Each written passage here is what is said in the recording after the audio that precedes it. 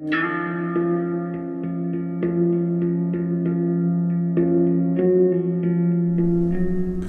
there is a kind of traditional practice of beginning any new experience by taking a moment to contemplate and appreciate, really, just how much had to come together in order for you to be here. If you think about all of the variables that had to come together and coalesce in order for you to have the time, the money, right? The energy, the able-bodiedness, the intellectual and emotional capacity, right? The relative sanity, right? And the motivation, and then the gumption to follow through on that motivation, right? So many people have motivation to come to classes like this, and they stay in bed and smoke weed instead, or whatever. All right. I thought that would get a laugh, but nobody in here does that. Okay.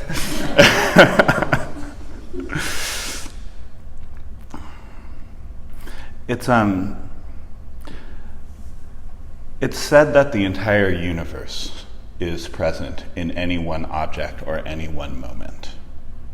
That the entire universe is present.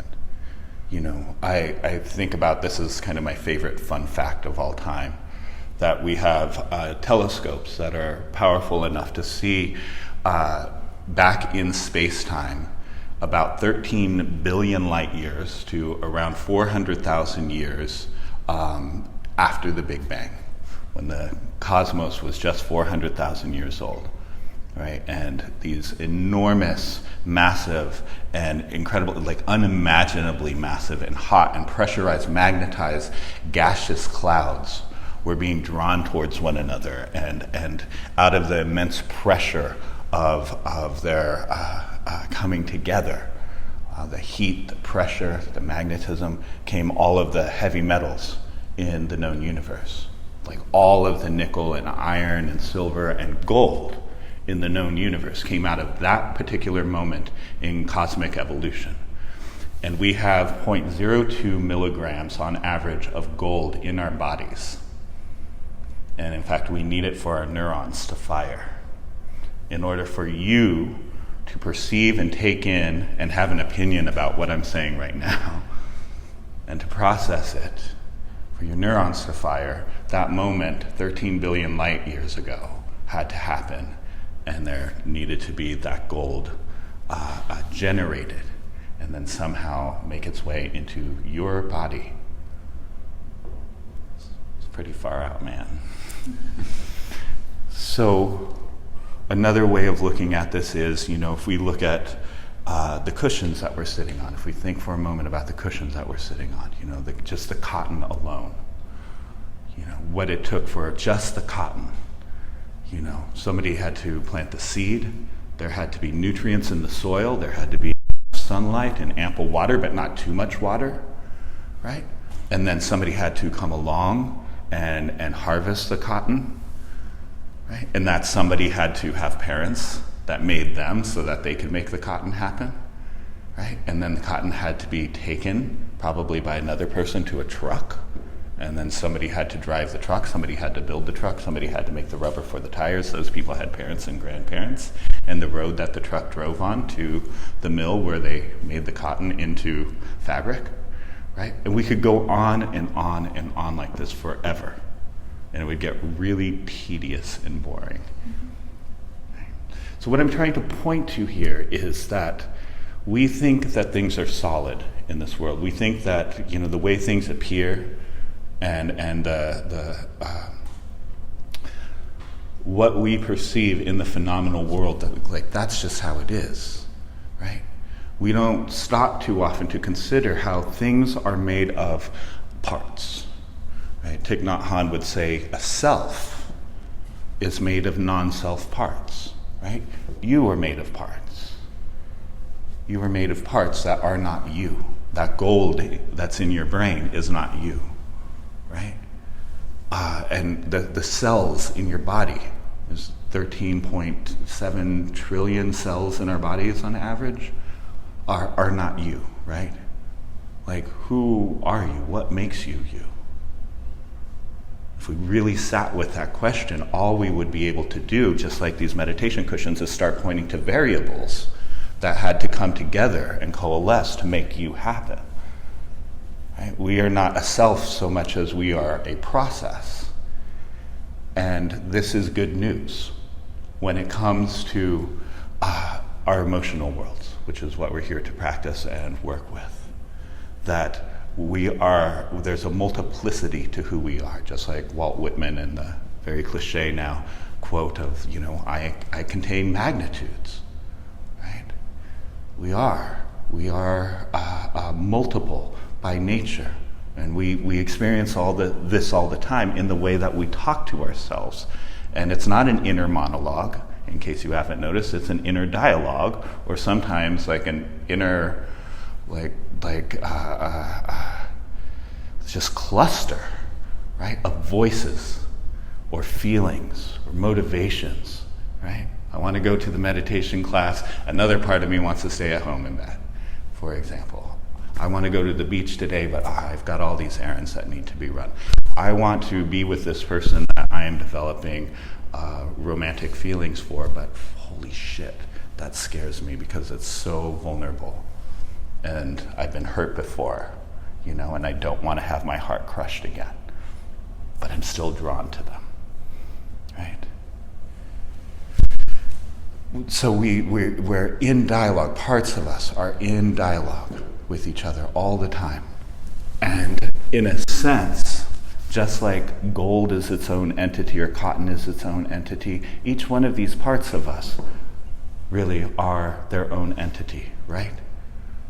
In that I could get hurt and experience sadness, but I probably wouldn't experience that sadness or that hurt too long before I got angry or shut down and defensive in some way, isn't it? They say that anger is a secondary emotion. It's never the first thing that you feel. The first thing is always pain of some sort. And if you've ever dropped something heavy on your foot, you know what I'm talking about, right? Because you feel the hurt of that, and then what's next? Motherfucker, God damn it. Right? You get like a little pissed off, right? That's true physically, and that's true emotionally. So if we are made of all of these different parts, and these different parts are in conversation with us, and we with them, really, then this is good news in that, the pain that we feel, the loneliness that we feel, the longing that we feel, the fear that we feel, that's never a final situation. That's never a stuck situation. It's not as it appears to be. It's a situation that has a multiplicity to it, and is therefore workable, is therefore something that we can learn to interact with in such a way that things become clearer and less confusing and less, bound up, less hemmed in, less claustrophobic, perhaps, because we all feel that at times, that we're stuck in a particular situation or with a particular constellation of feelings that we hate and want to get out of, but we can't. But see, there's a really good example.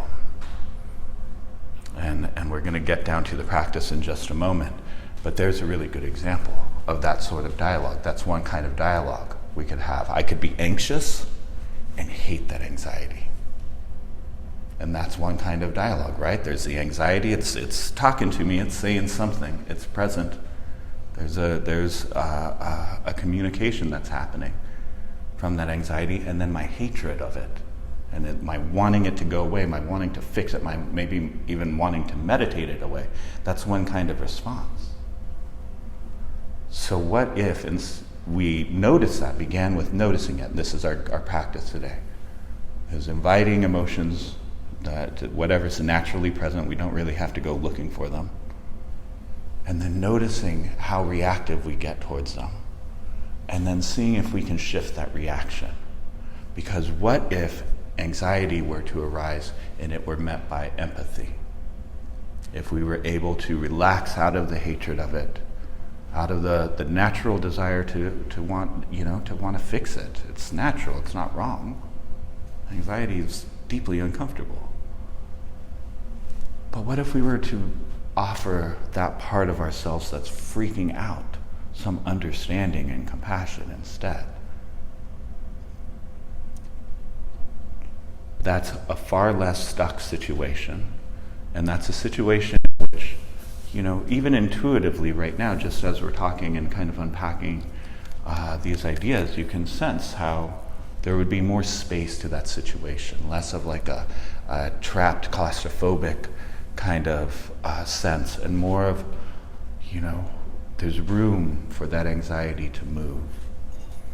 And there's room to maybe discover why you're anxious in a different way, or the nature of your anxiety, or why it seems to be on repeat.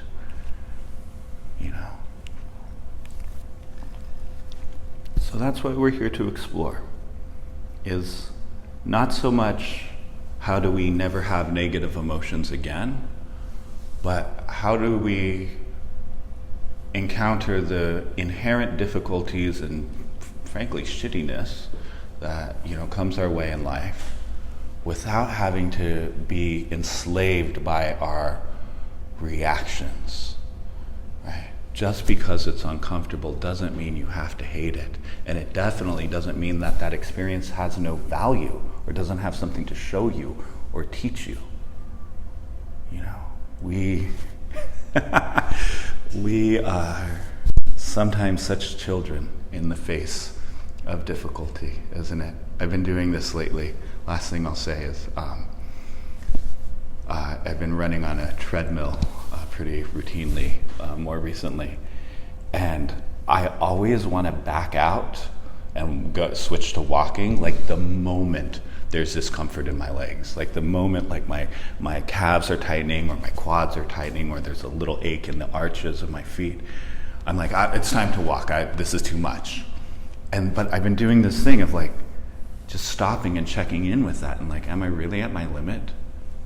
Am I really in pain? Am I really like in danger of like injuring something here? And every time I realize like, no, it's just a little uncomfortable. I'm just being a fucking baby and I can keep going. We get like this in our lives too, and it really limits our options when we have, if just because I'm afraid of it means I can't do it. Just because I don't like it doesn't mean I can't do it. Or I can't be with that person, or I have to cut them off, or whatever it is, I can't quit smoking because the withdrawals are too tough. I can't change my behavior because it freaks me out too much. No, it doesn't have to be that way. We can learn how to relate to the freak out in such a way that we're no longer stuck with it. Okay, enough ideas.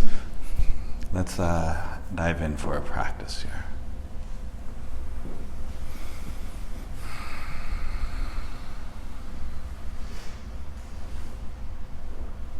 Is anybody new to meditation in the room? Cool. Welcome. It's an honor.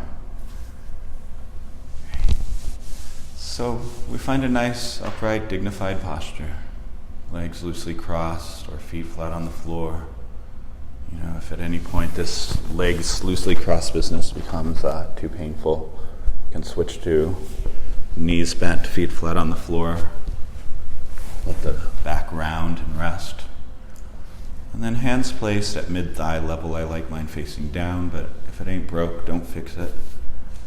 If you have another way of doing it. Allowing your seat to get super heavy.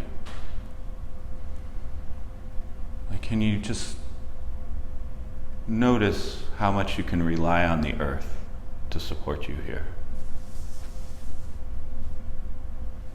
So that you're rooted.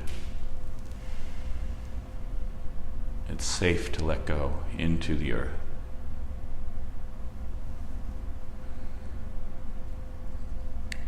And then energy and fluidity moving up the spine.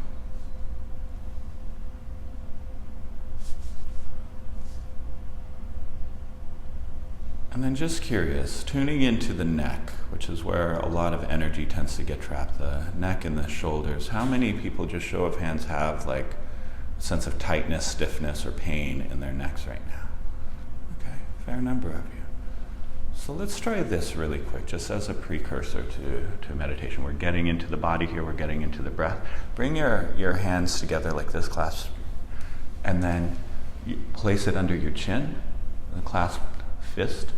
And then as you breathe in, let your elbows spread out and let your head go back, breathing in. And then as you breathe out, you're going to push down on your chin. You're going to push your chin like kind of hard into your hands. And let that straighten your neck. You'll feel like a sweet spot. We'll do this a few times. So breathing in, head goes back. And then as you breathe out, you're pushing your chin hard into your hands. You're bringing your hands down a little bit, but not much, just so that your head can find the right alignment. Do you feel that, how it's like straightening out the neck in this nice way? Try it a couple more times. Your hands come back down to the same level. The chin is pushing in, and you can feel how the back of the neck just lengthens and straightens really nicely. Keep going if you want a couple more.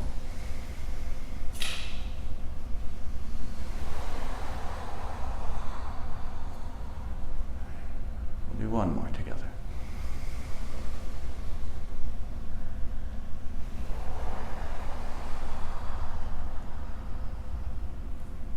And then just bring your hands back down to your lap and notice what's different. See if you can have a longer neck.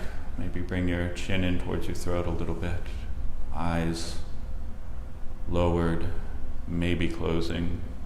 Tongue removed from the roof of your mouth and resting in its palate.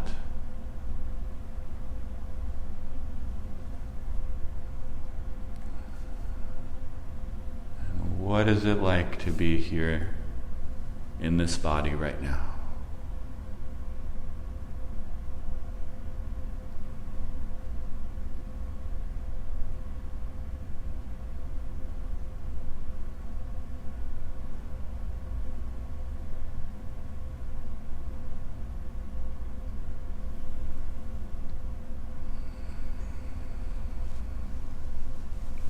Without trying to change that, we'll simply begin breathing into the body.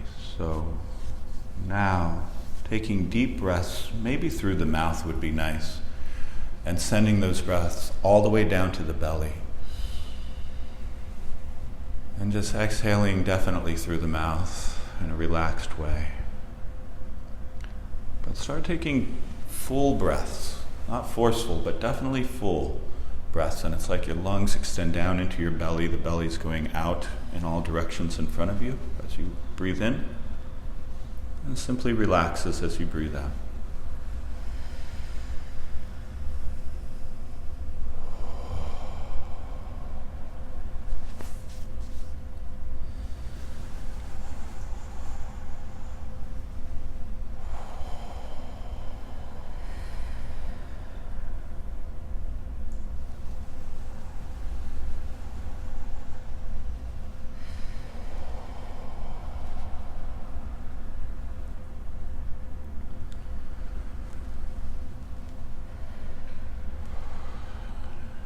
Maybe the body starts unwinding and softening as you continue to breathe in this way. Maybe the shoulders soften and the cheeks soften and the brow softens. Maybe.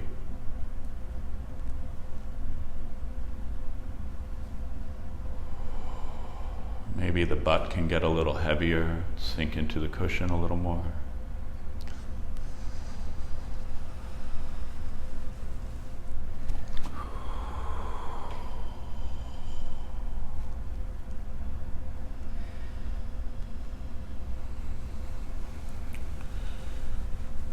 And then we can add to this to get an even fuller breath and really begin nourishing our system.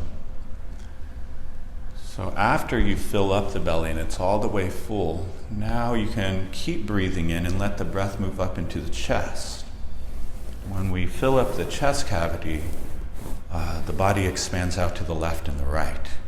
So the belly is expanding, going out in front of you, And then you move up to the chest, and the ribs go out to the left and the right and spread out like an accordion.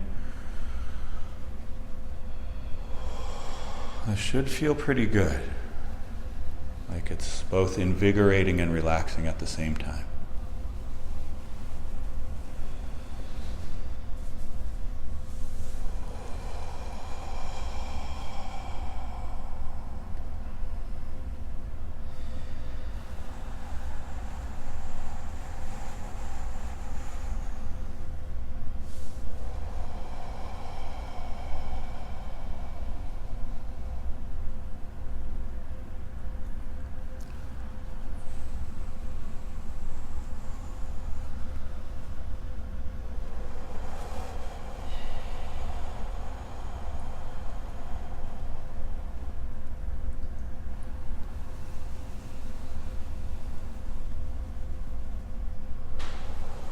Maybe the shoulders soften even more, the back relaxes, your eyes relax.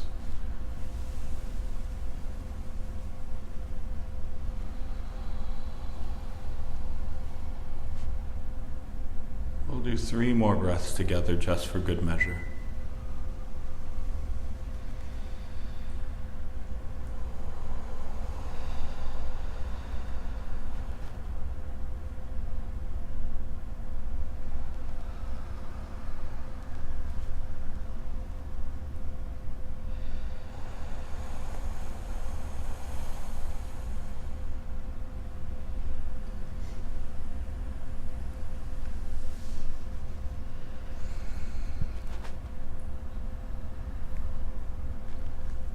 And as you are ready, just letting go of the deep mouth breathing and letting the mouth gently close, just switching to the nose.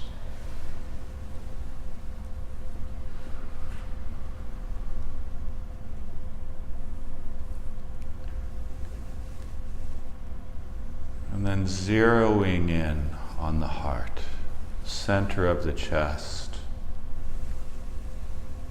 Finding the middle of your sternum and then tracing back into the body a bit.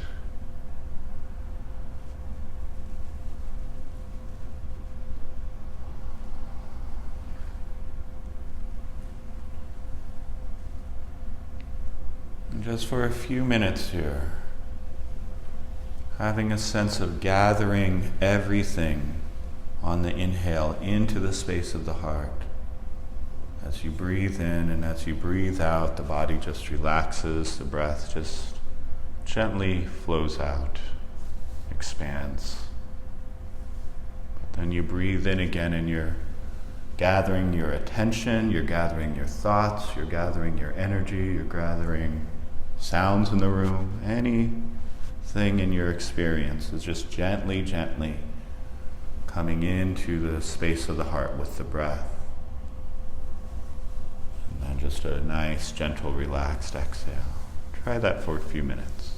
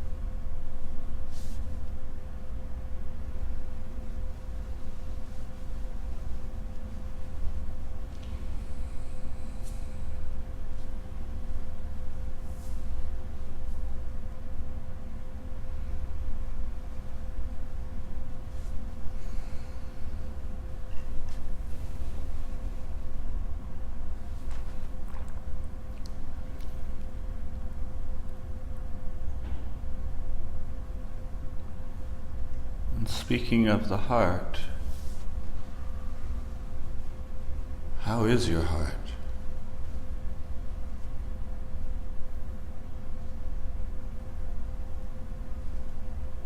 What are the feelings and emotions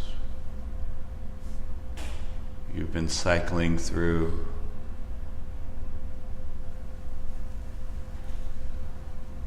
Wanting to get rid of, stuck with, running from.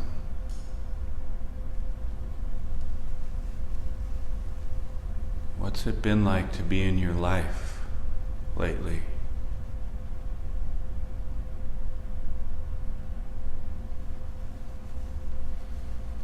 And do you have a sense of some emotional part of you that's just kind of ready to be acknowledged, be felt in a new way?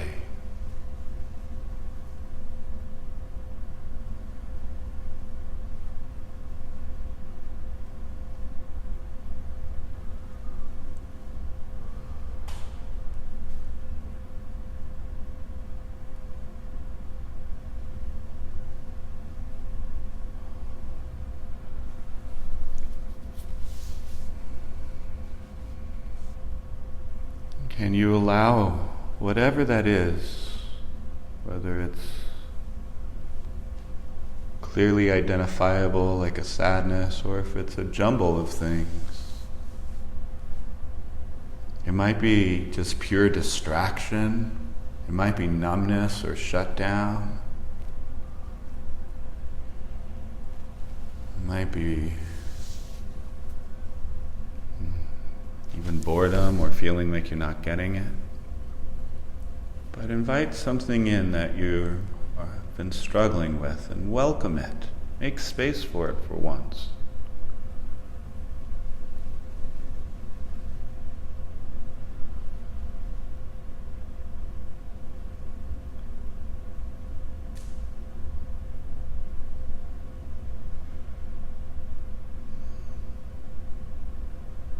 What is it like? What's it like in your body to feel this? Are there sensations, heaviness, sharpness somewhere?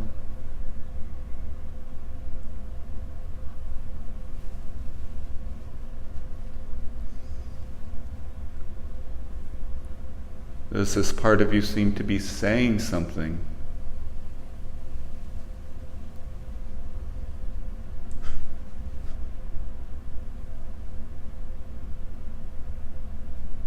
Can you notice how you're inclined to respond? We can be honest. We most likely want to push this away. We're resisting it. We think that this isn't how the meditation was supposed to go.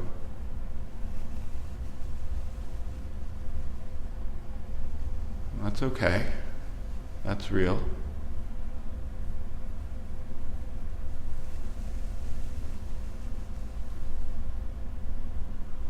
But can you ask this part of you, whatever's present for you,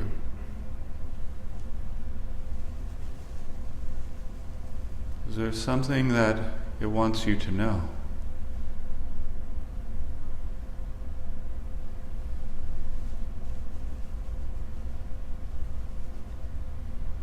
Just try that and see what comes. See if you get a sense of a response. It could be an image, it could be a shift in how you feel, it could be a story in your head.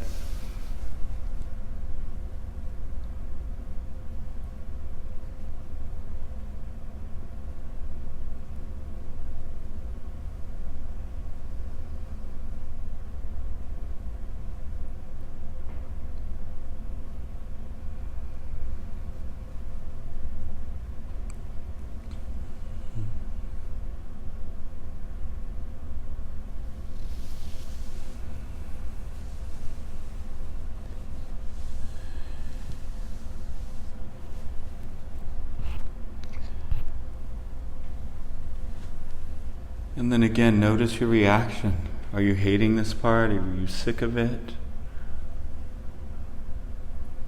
Now that you're hearing more of the story,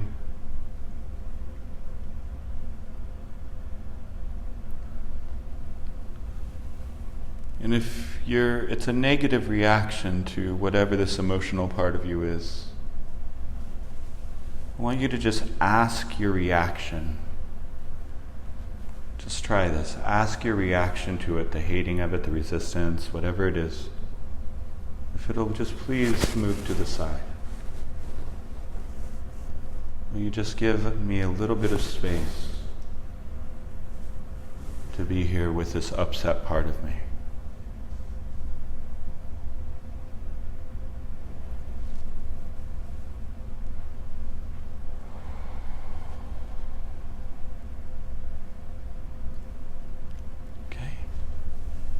And if you have a sense of your reaction falling back, notice if you can find a space inside that's a little bit clear and open and maybe even curious, willing to get curious.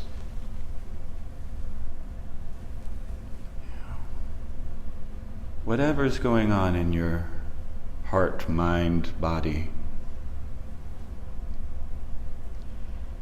can you just get curious right now?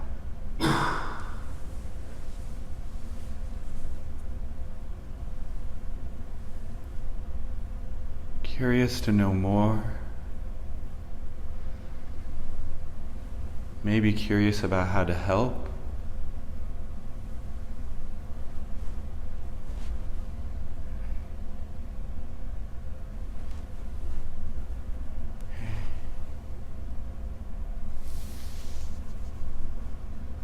And if you can't get curious, just ask whatever's in your way to please move to the side. Please just move to the side.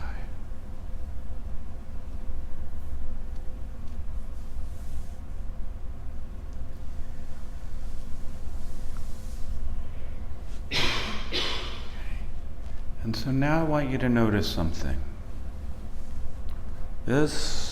When we are in our negative emotions, it's always one of two things, actually. It's either like a hurt part of us that we wish we could get rid of, sense of unworthiness or pain or resentment or fear. Or it's a part of us that's trying to defend us in some way, trying to keep us safe in some way, right? Like our anger, our numbness, our compulsive behaviors, right? It's all ways of finding safe territory again. But that's about it. This is either a hurt part of you or part of you that's like a defender.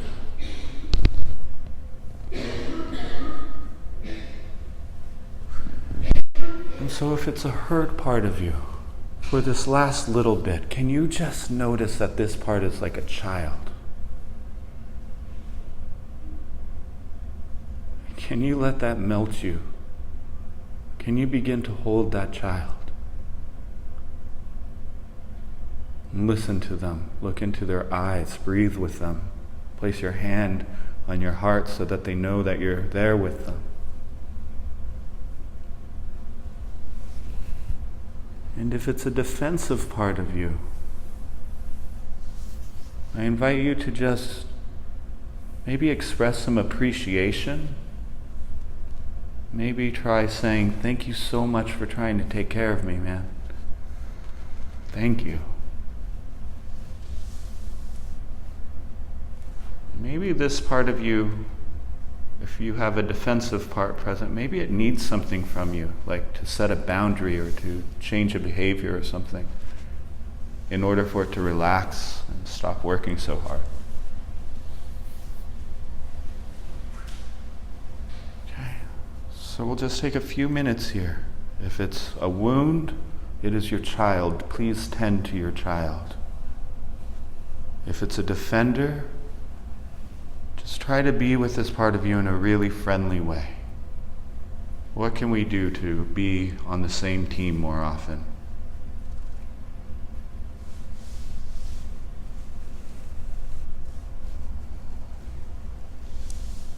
There's not one way of doing this, by the way.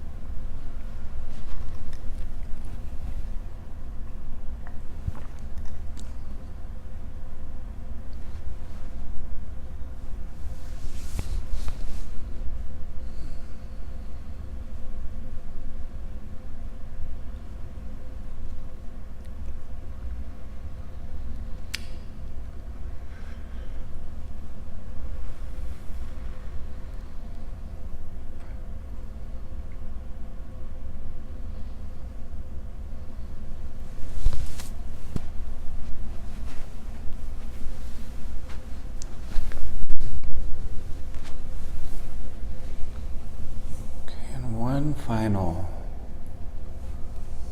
question. And again, it doesn't matter what's going on in your mind. There's some part of you or parts of you present.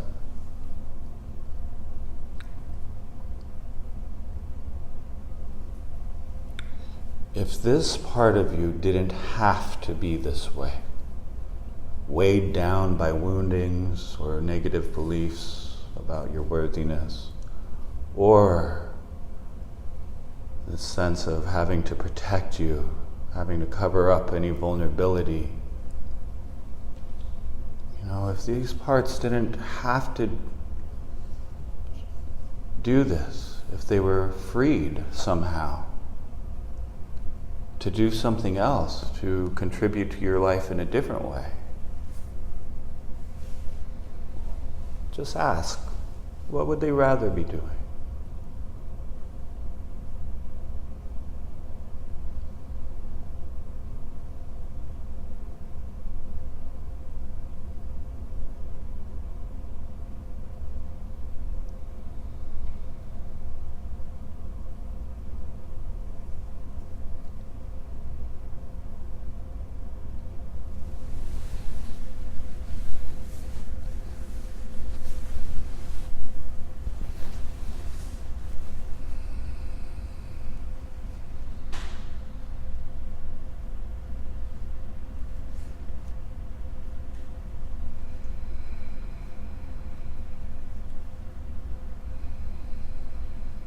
Another world is possible.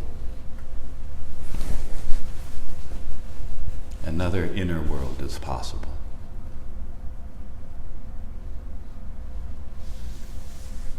Okay. And so we'll close with just this nice simple way for all of you to feel better. And that's by taking those deep belly breaths again, through the nose or the mouth. It's a little easier to get a full breath through the mouth.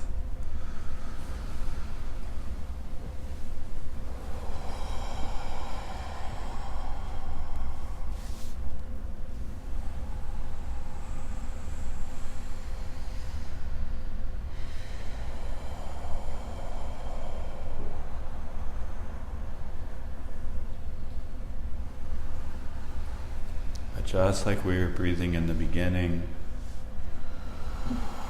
deeply nourishing your whole system with the breath.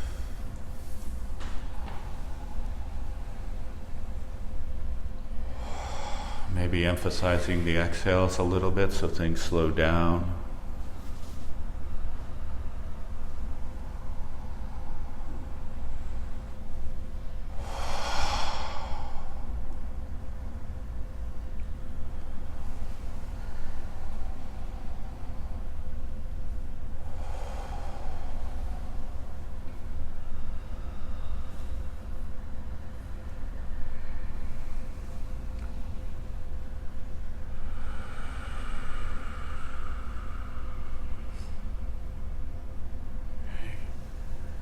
Keep breathing.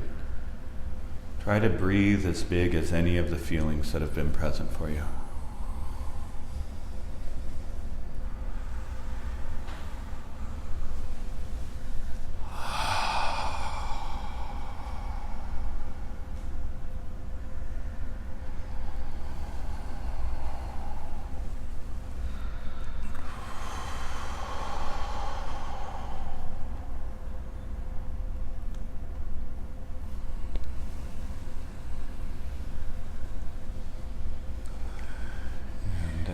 Here at the tail end, we're going to break totally out of our jaded, busy New Yorker vibe. And just a real or fake smile to elicit serotonin from the brain. Nobody's looking. This isn't about how you look. This is about the brain hack involved. Just hold that for a little bit and see if that helps to shift things, help to brighten things a little.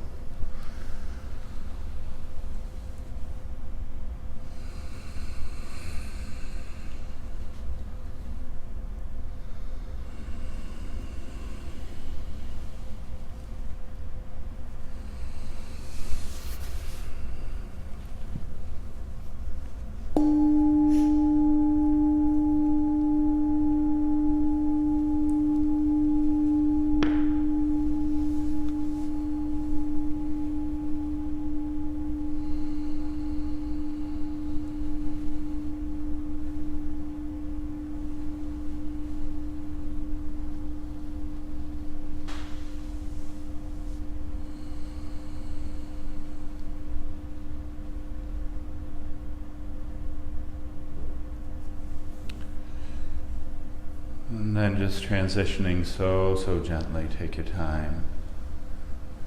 If you feel moved to offer a bow, just to the space and to the fellow practitioners around you, that is welcome, but it is definitely optional.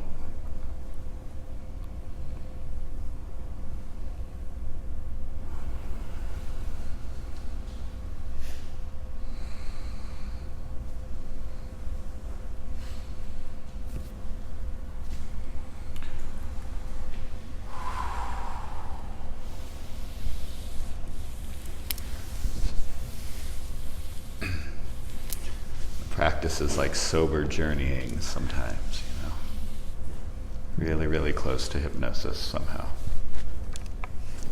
So, I have a question actually, because this went different ways for all of us.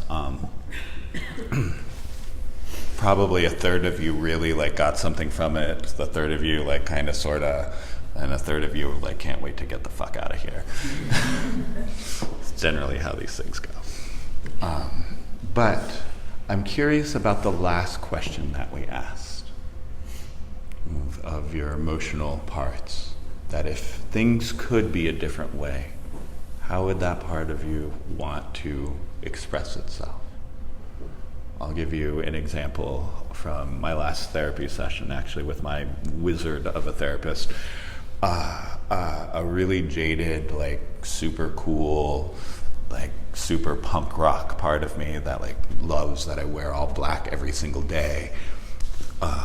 We were working with that very bitter part of me, and when we asked that question, that part of me said, I'd rather draw people in with love. And it didn't come in words, it was just this sense of wanting to offer love and wanting to attract people by being a more loving person. And it was wait, what? My super pissed off 14-year-old self is actually a hippie? Damn it. So when you asked that question, what came through for you? If anything.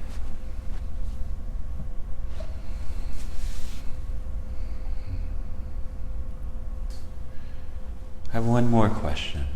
Just show of hands, who was working with a more defensive part of you? Maybe distraction, numbness, anger, resentment. Yeah, okay.